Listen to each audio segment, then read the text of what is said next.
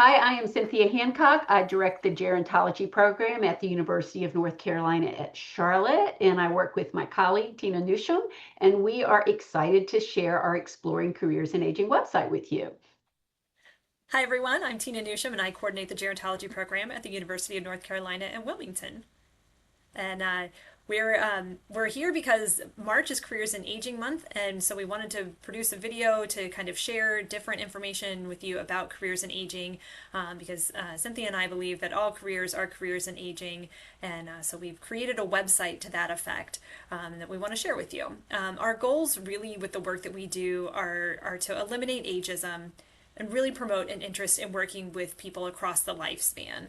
We want to break down those barriers to working in various careers, directly serving older adults, or just thinking of how different career fields intersect with the needs, the interests, and the opportunities of working with all of us as we age.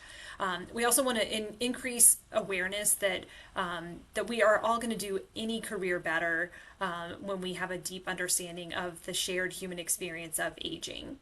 So to achieve these goals that we have, these professional goals that we have, we created a website called Exploring Careers in Aging. And so in this video today, we're going to walk you through some of the resources on the website with the hope of kind of broadening your understanding of what we truly mean when we say careers in aging. We're going to introduce you to a few career pathways that people don't typically think of as careers in aging, but that we argue are. And then we'll connect you with some resources that can support mentoring efforts, networking opportunities, and just help prepare you for those. We'll also show you a little bit about how we try to help employers see the value of hiring candidates who have gerontology training, who have this understanding of aging. And so I will pass it back to Cynthia now to share the website with you and walk you through it a little bit. All right, so I'm going to share the website and give you all a peek at the work we have done for the last few, I don't know, years, maybe. Few It's been a years. while. So this is called Exploring Careers in Aging, and you can just find us at exploringcareersinaging.com. And when you go to the homepage, you will see some tabs at the top, a nice introduction about our website and what we're trying to do. The next tab over is the career catalog. And what's nice about the career catalog is it really has a description of lots of different career paths and how they relate to gerontology. So lots of things you might not think about. Things you might think about, social work is in there, advocacy is in there, but some things you might not think about are something like museums. So what in the world do museums have to do with careers in aging? Well, when you click on museums, you're going to have a career field overview, and it's going to talk about how we believe museum work relates to careers in aging and how gerontology education and preparation can make you better at this kind of work. We'll have professional organizations for each career field and some articles of interest for each career field. So you can take a look at each of those and gain a broader understanding of where gerontology might play a role in your own career.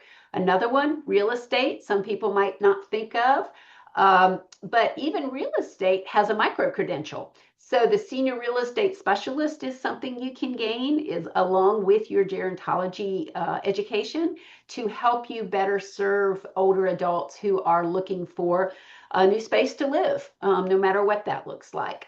So the career catalog, again, is a list of multiple career fields that we have worked to tie to gerontology education.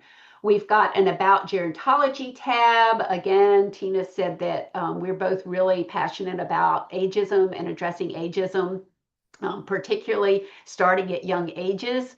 And you'll see some information related to that under this tab. You'll find a little bit more about kind of the background of gerontology, some podcasts and webinars that might be interesting.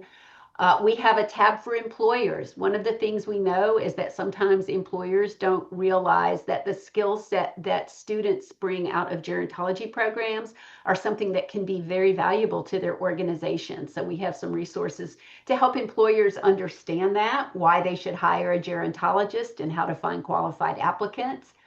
And then job seekers, maybe you looking for a job. what kinds of resources are helpful to you in finding that job and using your gerontological training and expertise as you move into the job market. Internships, mentoring, networking, volunteering, all things that can help you as you prepare for your career path.